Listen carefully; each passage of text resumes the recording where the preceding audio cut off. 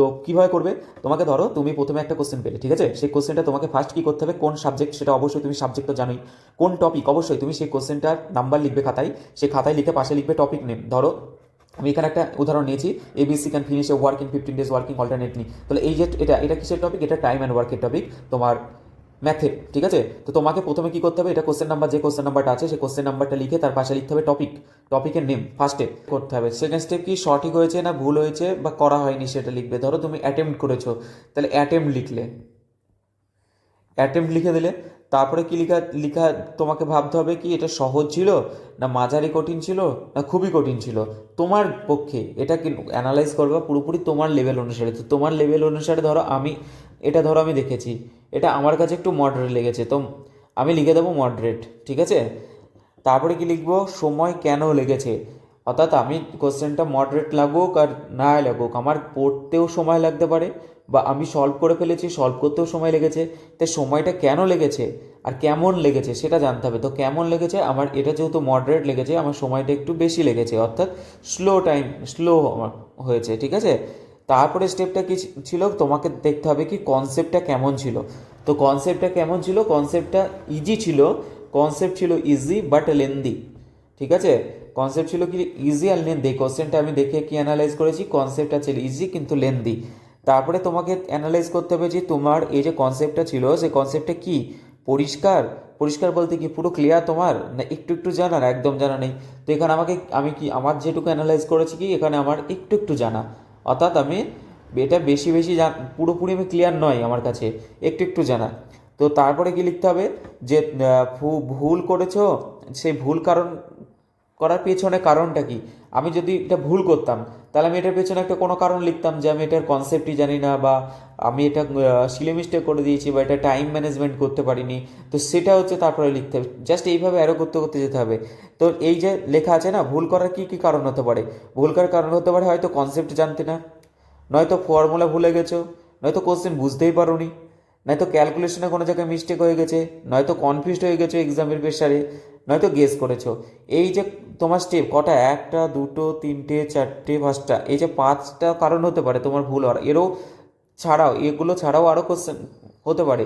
তো এটা হচ্ছে সেকেন্ড স্টেপে কি তোমাকে প্রথমে ভাবতে হবে যে কোন সাবজেক্ট এর কোন টপিক, সেটা অ্যাটেম্প্ট করেছো কি করনি সেটা লিখবে, এটার লেভেলটা কেমন ছিল, টাইম কত লেগেছে তোমার, সেটার অ্যাপ্রোচটা কেমন ছিল আর তোমার বুঝতে কেমন লেগেছে। তারপরে তোমাকে দেখতে হবে যে তুমি পারছো না বা টাইম বেশি লেগেছে, কেন টাইম বেশি লেগেছে সেটাকে তোমাকে কারণটা এক্স্যাক্ট লিখতে হবে। ধরো আমার এখানে টাইমটা বেশি লেগেছিল, তাহলে আমাকে কি লিখতে হবে, আমি এখানে লিখতে হবে যে আমার একটু কনফিউজড হয়ে গেছিলাম, কারণ এই কোশ্চেনটা আমি প্রত্যেকে একটু কনফিউজড হয়েছি, ঠিক আছে, কনফিউজড হয়েছিলাম। যে এই যে পুরো ডিটেলসটা তোমাকে লিখতে হলো কোশ্চেনের, একবারে স্টেপ বাই স্টেপ একটা কোশ্চেনে এটা পুরো লিখতে হবে। এরপরে কি করতে হবে, যে আমি যে জিনিসটা লিখলাম স্টেপ নাম্বার 2-তে, তো সেটা পেছনে তো কারণ আছে নাকি, মানে আমি এই যে পার্টিকুলার কোশ্চেনটা আমার মডারেট লেগেছিল, ঠিক আছে, মডারেট লেগেছিল, তারপরে আমার একটু করতেও সময় লেগেছিল, আবার কনফিউজড হয়েছিলাম, সব কিছুই হয়েছিল। তো এই রিজনগুলো কি, এটার পেছনে তোমাকে মাথায় তখন এক্সামের টাইমে কী চলছিল একটু মাথায় ভাবতে হবে, যে আমি ওই টাইমে কী হয়েছিল যে আমার প্রশ্নটা ভুল হয় না, সঙ্গে সঙ্গে কি আমি বুঝে গেছিলাম প্রশ্নটা, না একটু ভাবতে হয়েছিল, না কিছুই বুঝিনি। তো আমাকে কি হয়েছিল, জাস্ট একটু ভাবতে হয়েছিল, ঠিক আছে। তো এইটাও লিখতে হবে, তারপরে অ্যারো যে চলছে না অ্যারোতে এটাও লিখতে হবে। যখন তুমি এগুলো সব কিছু কমপ্লিট করে নিলে লেখা, তারপরে তোমাকে মেন কথা হচ্ছে তুমি উইকনেস তোমার এখনও তুমি দেখোনি, ঠিক আছে। এটাতে তুমি জাস্ট অ্যানালাইজ করলে, যেটা তোমার মেন জিনিস হচ্ছে তোমরা সবাই অ্যানালাইজ করো, জাস্ট এটা যে কোনো পেপার যখন দাও না, কোনো পেপার দাও তোমরা এইটাই করো, জাস্ট একটু টাইম বেশি লেগে গেছে, যেটা টেক্সট বুক অ্যাপ্লিকেশনে বা কোনো অ্যাপ্লিকেশন অলরেডি টাইম দেখিয়ে দেয়, সেটা তো তুমি আগে থেকেই জানতে, টাইম বেশি লেগেছে তোমার একটু কঠিন লেগেছে, এগুলো সবাই করে, ঠিক আছে। কিন্তু এখন থেকে এর পরের স্টেপ থেকে যেগুলো দেখাবো সেইগুলোতেই তোমাকে একমাত্র মানে সিলেকশন দেবে, অর্থাৎ উইকনেস তো তুমি হয়তো একটু আধটু হলেও বুঝতে পারো, কিন্তু উইকনেসটাকে কীভাবে কনভার্ট করবা স্ট্রেংথে সেইটাই তোমার এবার থেকে জানবে। তো ধরো স্টেপ নাম্বার 4 আমি কি বলতে চাইছি, ধরো ম্যাথ আর রিজনিংয়ে যখন তুমি দেখলে মেথডটা কেমন ছিল, ঠিক তোমার ঠিক হয়েছে যেভাবে সলভ করেছিলে, সে মেথডটা কি ঠিক ছিল মেথডটা, বা তোমার তুমি যে মেথডে করেছো সেই মেথডটা কি লম্বা ছিল না ভুল ছিল, বা কোনো মেথডই জানা ছিল না, এই কোশ্চেনটা নিজেকে করতে হবে। জাস্ট কোশ্চেন করবা নিজেকে, ঠিক আছে? যখনই কোশ্চেন করবে তখন তোমার মাথায় অ্যান্সার আসবে। যদি মেথড বেটার থাকে তাহলে অবশ্যই তোমার কনসেপ্ট ক্লিয়ার আছে, ঠিক আছে? লম্বা হলে কিন্তু তোমার সমস্যা আছে। লম্বা হলে কি, তার মানে তুমি ঠিকমতো প্র্যাকটিস করোনি। প্র্যাকটিস না করার জন্য তুমি অ্যাভয়েড করতে পারছো না। একটা বড় অঙ্কতে বহু স্টেপ অ্যাভয়েড করা যায়, তো স্টেপগুলো অ্যাভয়েড করতে পারছো না। আর যদি তোমার মেথড কোনো জানাই না থাকে তাহলে তো পুরো কনসেপ্টই নেই ক্লিয়ার, ঠিক আছে? তো ইংলিশ আর জিকের ক্ষেত্রে কী হবে, ইংলিশ আর জিকের ক্ষেত্রে তোমার কি দুটো কনফিউশন হতে পারে। হয়তো ভোক্যাব তোমার কিছু জানা নেই, বা ইংলিশ জিকের ক্ষেত্রে তোমার সেই তথ্যটা জানা নেই। তো সেই ক্ষেত্রে তোমাকে এটার সময় কী ভাবতে হবে, জানা ছিল কি ছিল না, আগে শুনেছি না নতুন। অর্থাৎ সব কিছুতে তিন ধরনের জিনিস থাকছে, ঠিক আছে? একদমই নতুন, নয়তো আমি জানা ছিল বাট আমার অতটা ক্লিয়ার নেই, ঠিক আছে? আর একটা হচ্ছে খুব ইজি।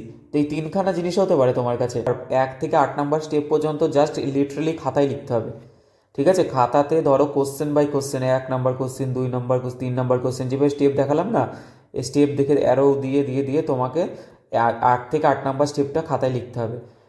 যে 1 থেকে 8 নাম্বার স্টেপ যখন খাতায় লেখা হয়ে যাবে, তখন 9 নাম্বার স্টেপটা কী করবা, তখন তুমি সমস্ত কিছুগুলোকে অ্যানালাইজ করে তোমার ওর ভেতর থেকে কোন জায়গায় বেশি সমস্যা হচ্ছে না সেটা তোমাকে লিখতে হবে। তুমি পুরো অ্যানালাইজ করলে দিয়ে সেইখান থেকে তোমাকে দেখতে হবে যে তুমি কোন টপিকে বারবার ভুল করছো। শুধু এই পেপার বলে নয়, আগেও কোনো পেপার দিয়েছো, ঠিক আছে? তো সেই কোন টপিকে বারবার ভুল হচ্ছে সেটা, সেই টপিক নামটা লিখতে হবে। ধরো আমার প্রফিট লসে আমার বারবার ভুল হয়েছে, ঠিক আছে? তো আমি প্রফিট লসটা লিখে নেব। তারপরে লেখা আছে কোন সাবজেক্ট দেখলেই ভয় লাগছে, আমার জিকে দেখলেই ভয় লাগছে, তো সেটা আমি লিখে দেবো। জিকে দেখতে ভয় লাগছে, জিকের কোন সাবজেক্ট অ্যাকচুয়ালি পার্টিকুলারলি কোন চ্যাপ্টারগুলো ভয় লাগছে সেটাও লিখে নেব। আর ম্যাথের আর রিজনিংয়ের ক্ষেত্রে কোন টাইপের কোশ্চেনগুলো আমার সময় নিয়ে নিচ্ছে সেটাও আমি লিখব। এইটাকে বলা হয় যে আমার উইকনেস রেজিস্টার, ঠিক আছে?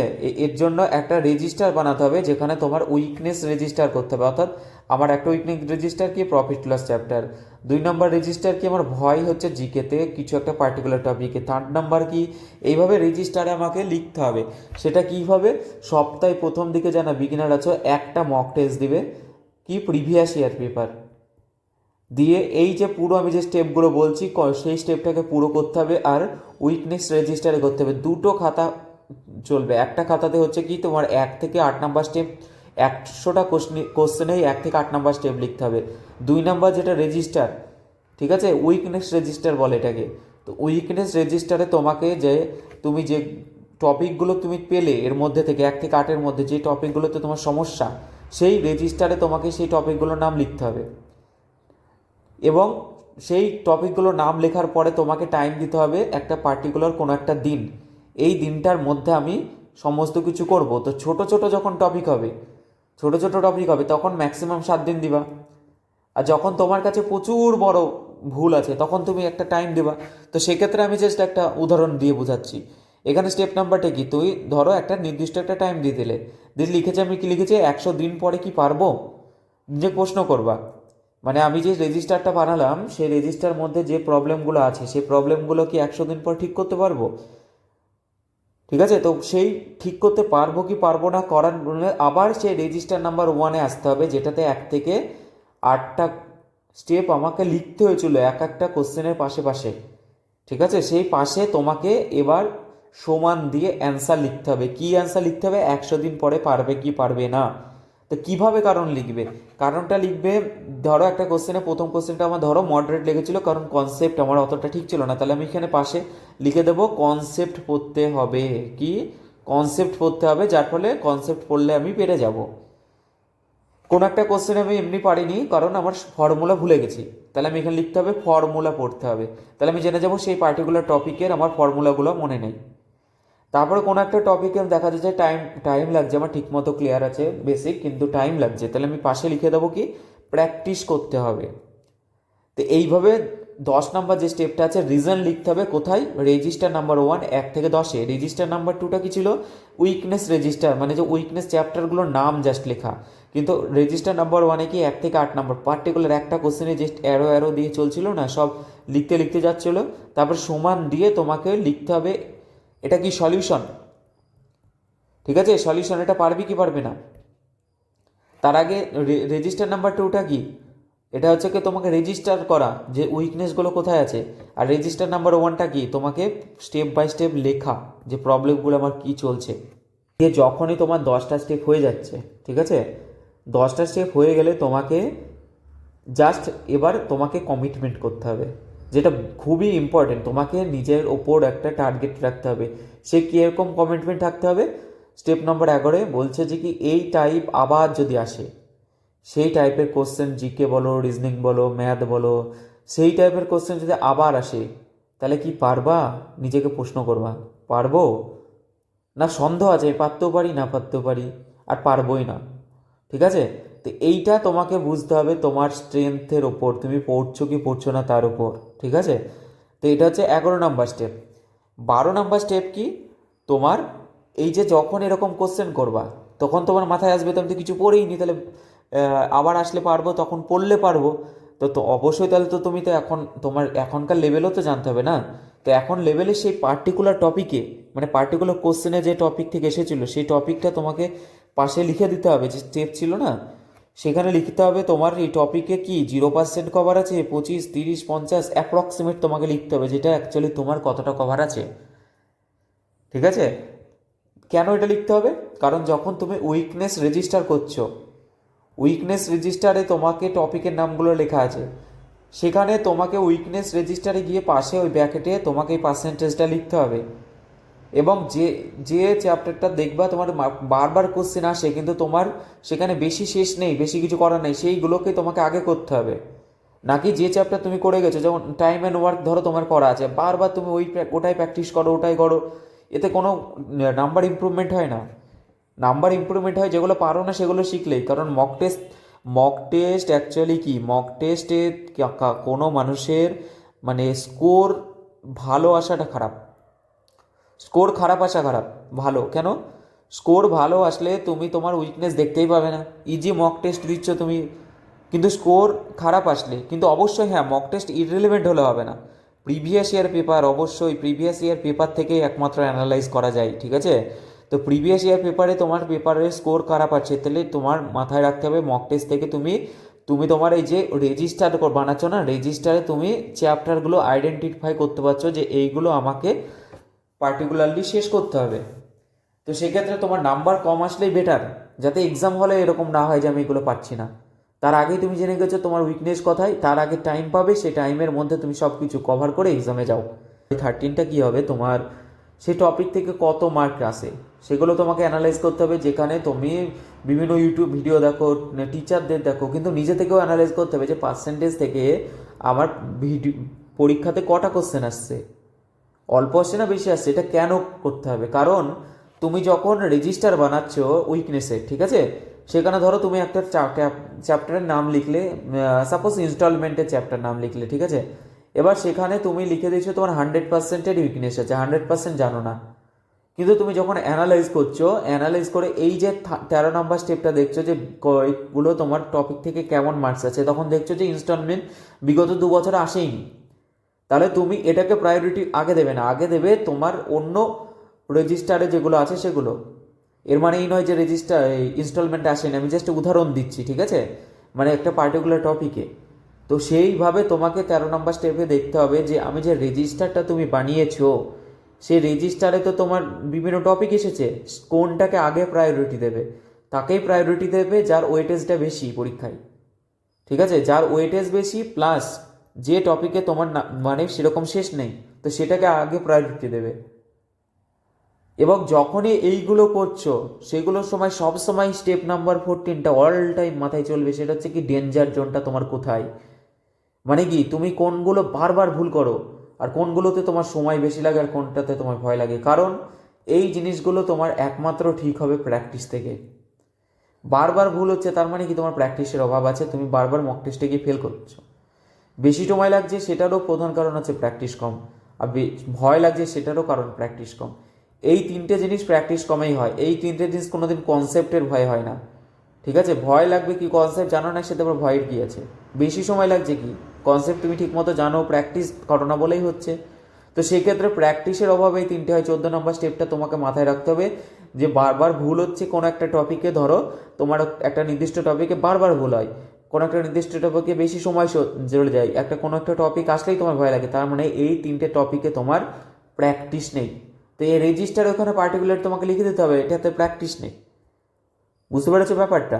তবে লাস্টে যখন তুমি এইভাবে 100 কোশ্চেনের তুমি অ্যানালাইজ করে দিয়েছো, রেজিস্টার দুটো রেজিস্টার মেনটেন করছো, ঠিক আছে, রেজিস্টার 1-এ 1 থেকে 9 নাম্বার স্টেপ লিখছো, আর রেজিস্টার 2-তে তুমি লিখছো শুধু টপিকগুলোর নেম যেগুলোতে তোমার উইকনেস আছে, উইথ পার্সেন্টেজ আর ওয়েটেজ। আবার বলে দিচ্ছি, রেজিস্টার নাম্বার 1-এ থাকবে অ্যারো থেকে 1 বাই 1 করে যে স্টেপগুলো বলেছি সেটা। রেজিস্টার নাম্বার 2-তে থাকবে টপিক নেম, পার্সেন্টেজ, কত পার্সেন্টেজ তুমি নিজেকে আইডিয়া করতে হবে যে কত পার্সেন্টেজ তুমি শেষ করা বাকি আছে, আর তার ওয়েটেজ কত। এই দুটো যখন হয়ে যাবে তখন 15 নাম্বারে দেখতে হবে, তখন তুমি নিজেকে সেলফ অ্যানালাইজ করবা সমস্ত কিছু দেখে যে তোমার অ্যাকচুয়ালি প্রবলেমটা কোথায়, কনসেপ্টের প্রবলেম না প্র্যাকটিসের প্রবলেম না স্পিডের প্রবলেম না কনফিডেন্সের প্রবলেম। ঠিক আছে, এই জিনিসগুলো যখনই তুমি বুঝতে পারবা তখনই তুমি সেটার ওপর কাজ করতে পারবা। মেন কথা জানো, কোনো প্রবলেম যতক্ষণ না কেউ চিনতে না পারে তার সমাধান কোনোদিনও হয় না। তো মক টেস্ট অ্যানালাইজের প্রধান কারণই হচ্ছে প্রবলেমকে তোমাকে চেনা, তোমার প্রবলেমটা কোথায়, তোমার উইকনেসটা কোথায়। সেই যখন প্রবলেম উইকনেসটা তুমি চিনে যাবে তখনই তুমি সেটার উপর কাজ করতে পারবে এবং ইমপ্রুভমেন্ট তখনই আসবে। এই 16 নম্বর শিফটটা লাস্ট যেটা, সেটা হচ্ছে কি তোমাকে নিজের ওপর দিতে হবে, ম্যাথসের ওপর, রিজনিংয়ের ওপর, ইংলিশের ওপর আউট অফ 10 তোমাকে মার্কস দিতে হবে। তখনই তুমি জেনে যাবে যে কোন সাবজেক্টে, ওভারঅল কোন সাবজেক্টে তোমার অ্যাকচুয়ালি উইকনেস বেশি আছে এবং তার উপর তুমি বেশি প্রায়োরিটি দিতে পারবা। ছিল না এই যে পরপর